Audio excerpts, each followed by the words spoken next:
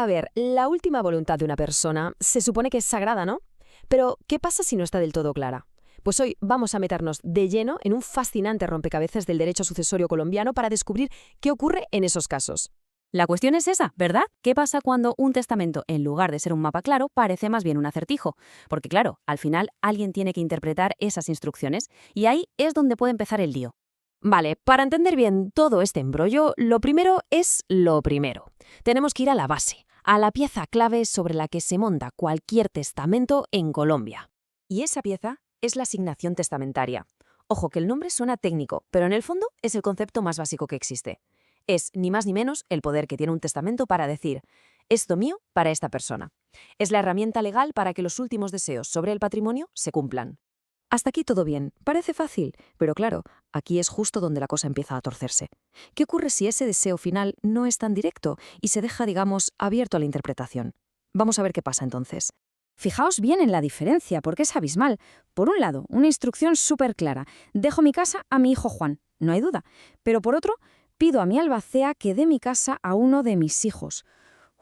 Aquí ya no es una orden, es una delegación, se le está pasando la pelota a otra persona. Y esto es lo que se conoce como dejar una asignación al arbitrio de un tercero. Y claro, esto abre una zona gris enorme. Y a ver, que la ley permite un poquito de flexibilidad, ¿vale? Pero este poder de decidir no es un cheque en blanco, ni mucho menos. La idea es que sirva para aclarar cómo se hace algo, no para cambiar lo fundamental, el qué se deja y sobre todo a quién. Así que, para evitar que esto se convierta en la ley de la selva y para proteger lo que de verdad quería la persona que hizo el testamento, el Código Civil colombiano pone unas reglas del juego muy, muy claras. Concretamente, hay 3 reglas de oro. 3 condiciones que sí o sí se tienen que cumplir para que una de estas asignaciones con margen de maniobra sea válida. Vamos a verlas una por una. Regla número 1, y esto es sagrado. El artículo 1121 del Código Civil lo deja clarísimo. Quien hereda, el beneficiario, lo tiene que decir el testador. Punto. Nadie más. Es una elección tan personal que es imposible delegarla. Segunda regla, la del artículo 1124. Lo que se deja, ya sea un bien o un derecho, tiene que estar claro como el agua, o por lo menos que se pueda saber qué es sin lugar a dudas. No vale con decir, le dejo algo de mi fortuna. No, eso es demasiado vago. Y la tercera y última regla, la del artículo 1125, remata la jugada. Aclara que esa libertad que se deja a un tercero solo puede ser sobre el modo de hacer las cosas. Por ejemplo, se podría dejar que la albacea decida si entregar un dinero de golpe o en varios plazos, pero lo que no puede decidir nunca es a quién dárselo. Vale, tenemos las reglas, pero ¿y si no se cumplen? ¿Qué pasa cuando alguien se salta estas normas? Pues que las consecuencias pueden ser, la verdad, bastante graves y a menudo muy dolorosas para la familia. Es que un testamento ambiguo es como dejar una bomba de relojería. Genera una incertidumbre brutal, provoca peleas terribles entre herederos y, lo que es peor, abre la puerta a que se abuse de ese poder y al final la voluntad real de la persona fallecida pues se ignore por completo. Y es justo aquí, en medio de todo este caos potencial, donde entra en juego el sistema legal. El juez se convierte en una especie de árbitro, en el intérprete final que tiene que garantizar que se respete la voluntad del testador.